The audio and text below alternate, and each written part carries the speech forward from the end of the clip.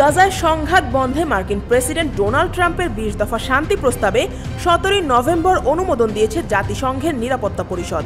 তবে প্রস্তাবের বিষয়ে পরিষদে সভাপতিত্ব করা পাকিস্তান নিজেদের অবস্থান স্পষ্ট করেনি। সেদিন জাতিসংঘে পাকিস্তানের স্থায়ী প্রতিনিধি আসিম ইফতেখার আহমেদ পরিষদ পরিচালনা করেন। প্রস্তাবটি উপস্থাপনের জন্য তিনি যুক্তরাষ্ট্রকে ধন্যবাদ জানান এবং সেটির পক্ষে ভোট দেওয়ার কথাও উল্লেখ করেন।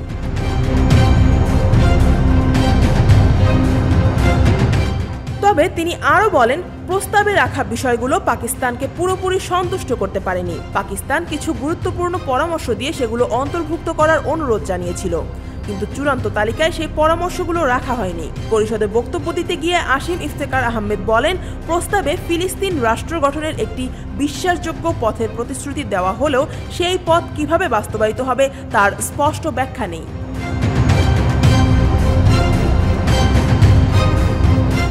ট্রাম্পের শান্তি প্রস্তাবে গাজায় একটি আন্তর্জাতিক স্থিতিশীলতা বাহিনী অর্থাৎ আইএসএফ গঠনের কথা বলা হয়েছে। বিভিন্ন দেশের সেনাদের অংশগ্রহণে এই বাহিনী গঠিত হবে এবং গাজার নিরাপত্তা নিশ্চিত করা ছাড়াও যুদ্ধবিরতি চুক্তি বাস্তবায়ন তদারক করবে।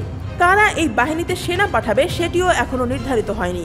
পাশাপাশি জাতিসংঘের ভূমিকা কী হবে, গাজার প্রশাসন তদারকির জন্য প্রস্তাবিত বোর্ড অব পিস এবং আইএসএফ কিভাবে গঠিত হয়ে কাজ করবে এসব বিষয়ও স্পষ্ট নয়।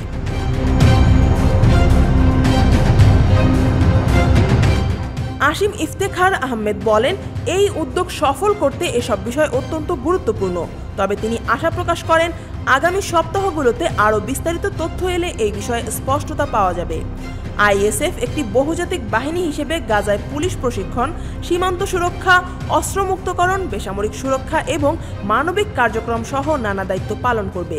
পাশাপাশি প্রয়োজন অনুযায়ী নিরাপত্তা ব্যবস্থায় পদক্ষেপ নিতেও পারবে।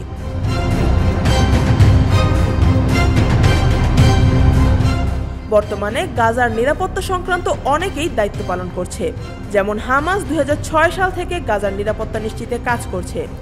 আইএসএফ এ সেনা পাঠানো নিয়ে কিছু মতভেদও দেখা দিয়েছে।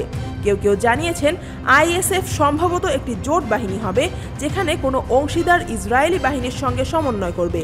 ফলে পাকিস্তানি সেনাদের সরাসরি ইসরায়েলি সেনাদের সঙ্গে যোগাযোগ করতে নাও হতে পারে।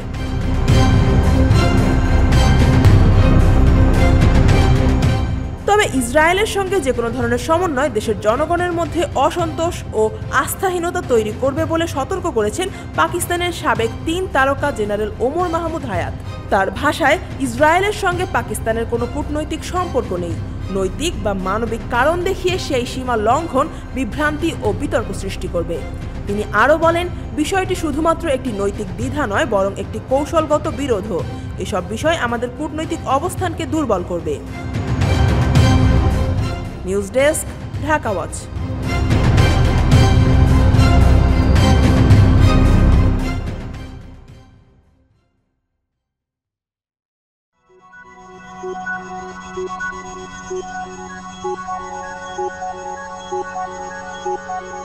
Thank you.